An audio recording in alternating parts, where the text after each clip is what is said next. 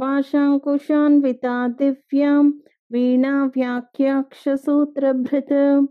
एकमूर्तिस्त्रयीमूर्तिर्मधुकैटभभञ्जिनी साङ्ख्या साङ्ख्यवती ज्वालां ज्वलन्ती कामरूपिणी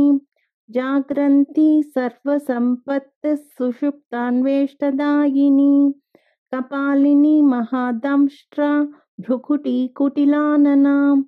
सर्वावासा सुवासा च बृहत् यष्टिश्च शक्वरी छन्दोगणप्रतिष्ठा च कल्माषी करुणात्मिका चक्षुष्मती महाघोषा खड्गचर्मधरा शनिः शिल्पवैचित्र्यविद्योता सर्वतो भद्रवासिनी अचिन्त्यलक्षणाकारा सूत्रभाष्यनिबन्धना सर्ववेदार्थसम्पत्तिः सर्वशास्त्रार्थमातृका अकारादिक्षकारान्त सर्ववर्णकृतस्थला सर्वलक्ष्मी सदानन्दा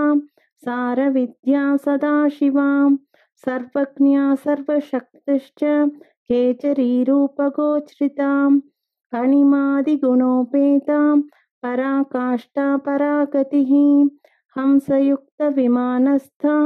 हंसारूढा शशिप्रभा भवानी वासनाशक्तिराकृतिस्थाखिलाखिला तन्त्रहेतुर्विचित्राङ्गी व्योमगङ्गा विनोदिनी वर्षा च वार्षिका चैव ऋग्यजुस्सामरूपिणी महानदी नदी पुण्या गण्यपुण्यगुणक्रिया।